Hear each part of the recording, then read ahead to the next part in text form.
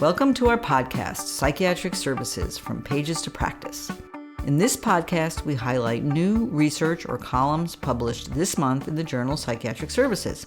I'm Lisa Dixon, editor of Psychiatric Services, and I'm here with podcast editor and my co-host, Josh Berezin. Hi, Josh. Hi, Lisa. Today, we're going to talk about two articles from the journal that have recently been published online. We're going to take an inside look at a qualitative study of reflections on substance use among LGBTQ young adults. Interesting longitudinal study. And we're also going to look at an empirical evaluation of correlates of turnover, actual turnover, and turnover intention at community mental health centers. Should be a good one. Yeah, I hope so. First up, we have Jennifer Fellner and colleagues on stress, coping, and context, examining substance use among LGBTQ young adults with probable substance use disorders.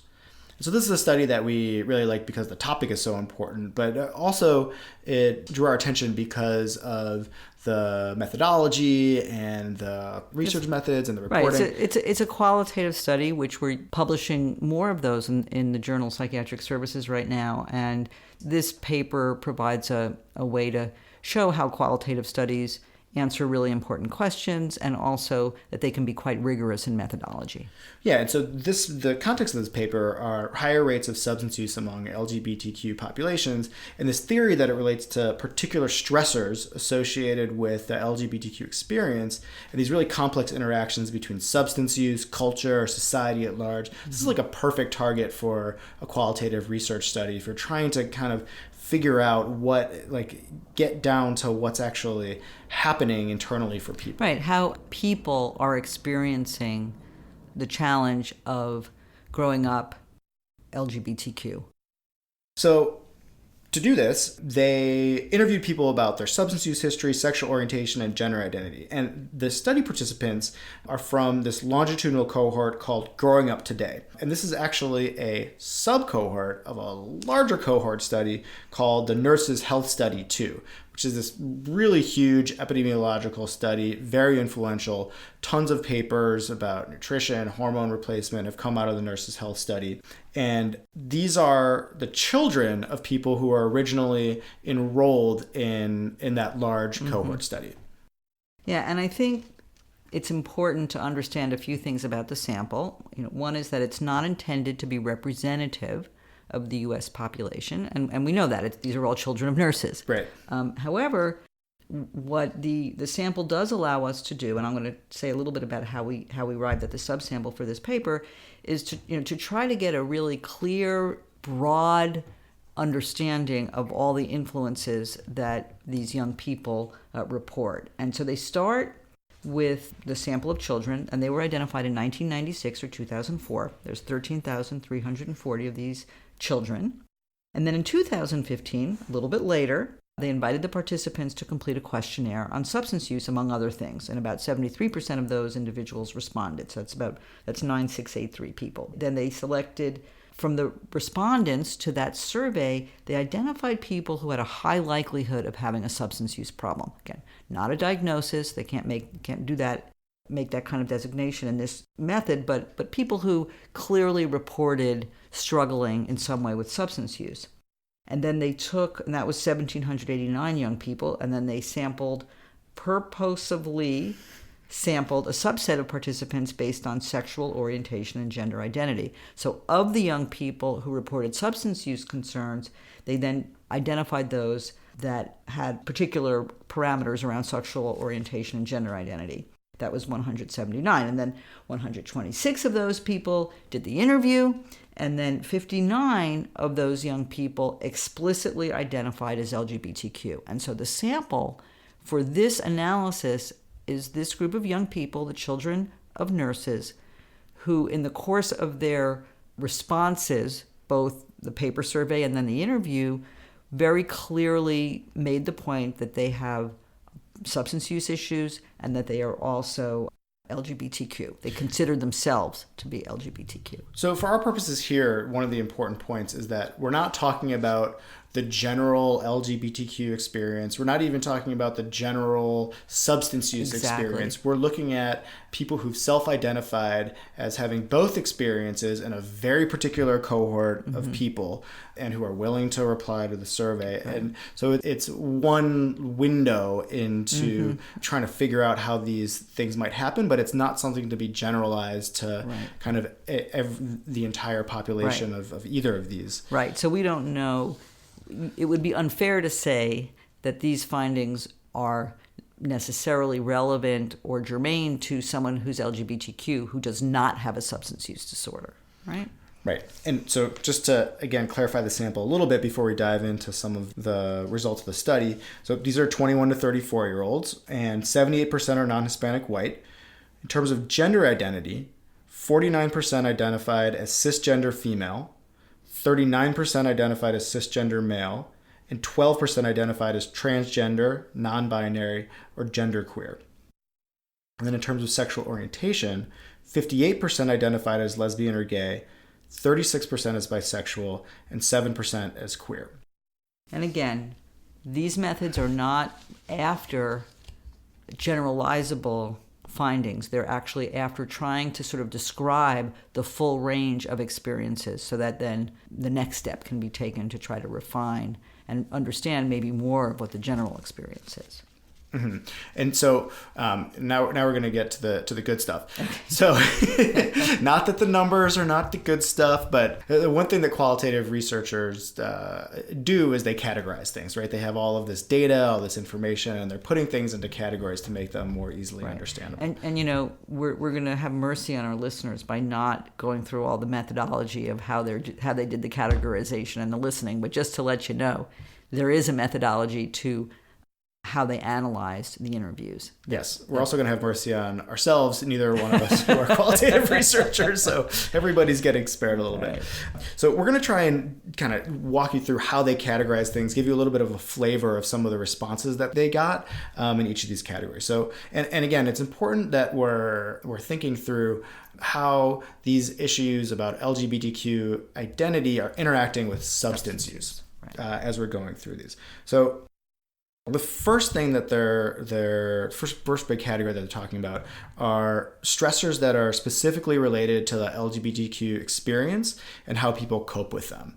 And they kind of divide that into these two different categories. And the first one are what they're calling proximal stressors. So these are things that are like internal to the individual, like self-stigma, for example, would be one of them, or identity formation or something like that. And these are often happening earlier in someone's development. Right, like more in adolescence. Right. And so just to kind of give an example of this, one respondent said, "When I was younger, before I accepted myself, I felt such a disconnect with my body and loathed it. I literally hated my body, so self-destructive things were oddly pleasing. Substance use was like having some control over my body since I had been placed in a situation I didn't want." Yeah. I find that so sad, actually. Sort of substance use became a way to control. Mm-hmm. But it is a good example of you have this LGBTQ specific stressor, and then substance use is the coping mechanism that the person is using to deal with that. So that's an example of these proximal early internal stressors. And then there are these, what they're calling distal stressors, which are more to do with external relationships with other people, the workplace, and also some structural factors, which we'll explain in a second. And these are happening a little bit later on in development as well. So more like in the early 20s, right? So just an example, this is from 29-year-old cisgender woman who identifies as bisexual, who says, "Almost 2 years ago," so that's at age 29, "I finally came out to my parents. That's when my drinking got much heavier. Only within the last 6 to 9 months, I've been able to very consciously and intentionally cut back on my drinking, which is directly related to distancing myself from my parents and my family and learning other ways to replace that pain." So here, it's really not so much about internal things that are happening, but it's about like relationships with other people. And then really interestingly, I think one of the fascinating parts of the paper are that they're highlighting these structural stressors as well. And I think it's something that we don't think enough about. So structural stressors would be things like discriminatory policies, or like a structural issue would be the Supreme Court finding on marriage equality, kind of going in the other direction. So an example of this is someone who said, I went to the psychologist at work and the whole transgender thing finally came out. At first, they were just going to bounce me out of state A and send me to state B and just make the problem go away. But at that point, they were just like, well, you're not able to work here anymore. So you can imagine that you have this massive stressor from not being able to work in your workplace and how substance use might actually interact with that. Yeah. Again, very disturbing. The next kind of category that they're including about this interaction between LGBTQ experiences and substance use are what they're calling sociocultural influences. And these are how culture interacts with substance use and the specifics about LGBTQ culture. And so what the paper highlights a couple issues where LGBTQ culture might be associated with places that are really saturated with substances. And so for somebody who has an existing substance use disorder, to try and reconcile your LGBTQ identity with your substance use can become particularly complex. So for example, one person says, you can't really cut out alcohol and still go to gay bars. It's not compatible. Another person says, if you told me tomorrow the predominant gay activity will not be a gay bar, but a hike, I would be overjoyed. Yeah. I think that's just so clear. And again, this isn't saying that everybody who goes to a gay bar has a substance use disorder, but what it is saying is that a voice or a concern amongst this population of individuals who were participated in this study is that it's a problem for them to manage their substance use given the environment in bars. Yeah. And so the final category the second to final category that they're thinking about are how sexual and gender minority identities interact with each other and with substance use. So I think actually the quote from this is probably explains things best. So this person says, my gender and sexuality are so intertwined that it's kind of the same thing. When I was younger, I didn't see how I internally felt would ever be able to be a possibility as a lifestyle, especially coming from a religious conservative background. My way of handling feelings of rejection and guilt was to self-medicate, and then it just gets out of hand, and then somehow you're not very in control of it anymore.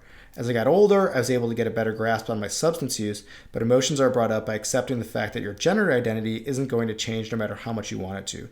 Because of that, I would fall back into use. Mm-hmm. This is an interesting example of how sexual orientation and gender identity are all interacting, and then again that things are changing over the life course. And so I think they're pointing out here that this interaction can make things particularly complex. Yeah, absolutely. And then finally, they categorize things into divergent cases, who people, again, all these people have identified as having some substance use issue and are identified as LGBTQ, but they're not really kind of connecting the two. Right. It seems like it's a very plausible possibility that people who have a substance use problem and they're also LGBTQ, and I think the presence of these divergent cases suggests that it's not always A leading to B or B leading to A. Yeah, and so I think that also kind of leads into what I think is important and interesting about the papers. It's really, for me, I think it's an invitation for further research, but it's also an invitation for thinking through with somebody who's in front of you as a client or a patient, how some of these issues might interact. And so, for example, I wouldn't necessarily think about keeping track of discriminatory local policies as something that might affect somebody's substance use. But both the quotes and the paper are really thought-provoking and an invitation to explore these with people in a much more informed way than you might otherwise. Yeah. And I think for me, it makes the lives of the respondents in this survey real. And it just evokes, I think, empathy, which is so important for us in providing care. While you were talking and reading the quotes, I thought, well, maybe wouldn't this be cool to share with your patients so that, A, they don't feel alone, and also it's just so evocative and I think makes okay what are very, I think, potentially scary and uncomfortable feelings. And just to wrap up, I think it's also an invitation not to make the treatment relationship something else that is going to be a stressor in somebody's life and development. And to that end, they include recommendations on making your environment more LGBTQ friendly and aware. And I think it's important to think through what our role might be in decreasing some of these stressors. Right.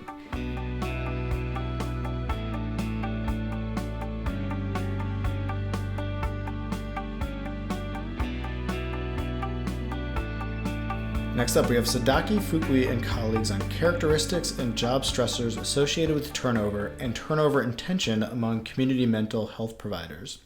So this is like an incredibly important topic. I think when I'm in the room with any social service agency, the first, second, and third thing that they want to talk about, and the fifth, and the 10th, is turnover. And it's like across all disciplines, it's really just like a huge problem. Yeah. And it's daunting. Yeah, and the numbers are, there's a 25% to 60% turnover rate in mental health providers. Annually, right? I think so. Yeah, that's huge. So this paper, and the title and the rest of the paper, introduced a term that I had not actually heard before, turnover intention, which is thinking about leaving a job. And some people use that as a stand-in for actual turnover.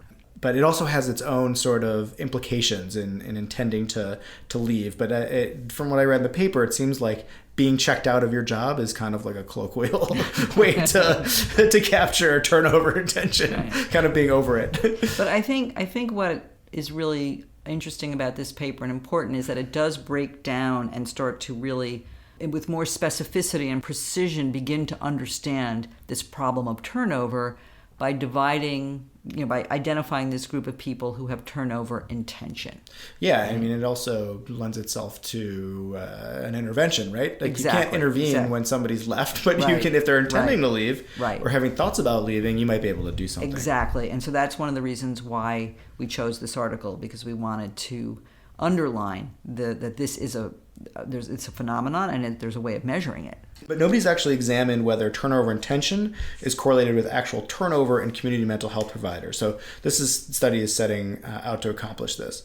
And this is actually a secondary analysis. So they're using data from a study on the effectiveness of a burnout intervention trial at these 2 community health centers in the Midwest. So the actual intervention didn't affect turnover. Which is a bummer. Yeah, it's a different paper. We don't have to worry about that right now. Which was 26% in the following year, in line with the figures that they cited earlier. But for the 195 direct care staff who were in that study, they had gathered basic demographic information and some measures of their work experience, like job satisfaction, how long they'd worked in the agency, overtime worked, a couple examples. We'll talk about a few more in a minute. And then they looked at 2 measures that they averaged to come up with a measure of turnover intention, which is how often they thought about leaving over the past 6 months and how likely they thought that they were going to leave over the next 6 months. So what did they find, Josh? So one thing that they found was that turnover intention and actual turnover, whether or not people actually left, were correlated at a level of 0.6. But interestingly, the factors that were related to turnover intention were different than the factors that were related to actually leaving. So the factors that were correlated with intending to leave were emotional exhaustion, which was measured by the Maslach burnout inventory, for those of you interested, work-life conflict, low job satisfaction, and being a woman. The things that correlated with actually leaving the agency were being younger, having kids under age 5, and having fewer years worked in the field and at that particular agency. So what do we kind of make of the differences between those? Well, the way I sort of understand this is, first of all, we need to look at both groups. They are correlated. I think all other things being equal, someone who has intention is more likely to leave than someone who doesn't have intention.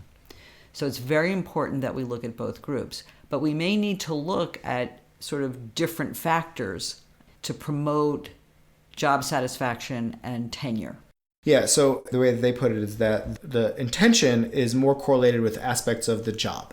So like time burdens or something like that. And that's something that an agency might have some more control over. But actual turnover is more correlated with personal factors like seeking professional and career development or having outside family stressors. Yeah, or getting a higher salary and having job advancement.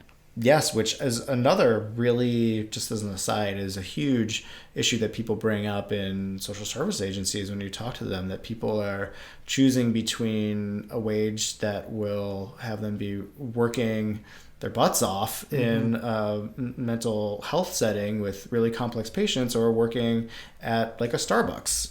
Those wages are the same. Anyway, it's a bit of a digression, but maybe not. I mean, like maybe that the kind of way we think about wages and time burden might be able to address some of this intention to leave. Like, why do people want to leave? Why don't people want to stay? Well, and I think it seems fairly straightforward that some of the job factors that influence turnover and tension are things that we can work on, right? The larger structure of mental health services makes it somewhat difficult. I mean, we need more money. We need ways to make job less emotionally difficult. But at the end of the day, the job is the job. We're helping. We're working with people who are challenging and have troubles, and that's just hard. But at the same time, I think that there are strategies that we can develop. Yeah, and I think that, I was talking about salary, but it's important to mention from this paper that they didn't include things like salary. And one of the reasons is because they were doing a secondary analysis of other data that wasn't intended to answer this question. So it's such an important question, and the importance of the paper is that it really calls this distinction between wanting to leave and actually leaving into mind. And I think we need to do, and the authors think we need to do follow-up research that is better designed to really drill down into some of these issues, because it seems like, in general, the things that are causing people to want to leave are things that we might have more control over. Yeah. Well, what the article makes me think about is the importance of really creating job pathways and professional pathways so that people can keep growing and learning at the same time as feeling that they're helping people. Yeah, so these jobs are going to remain complicated, but we can start getting creative a little bit about how we can think through how to address some of the issues that are inherent in the complexity of the work that we're doing. That's it for today. We invite you to visit our website, ps.psychiatryonline.org, to read the articles we discussed in this episode, as well as other great research. Also, we remind you to check out the Editor's Choice topic collections available now. Sign up at appi.org/ETOCS, appi.org/ETOCS.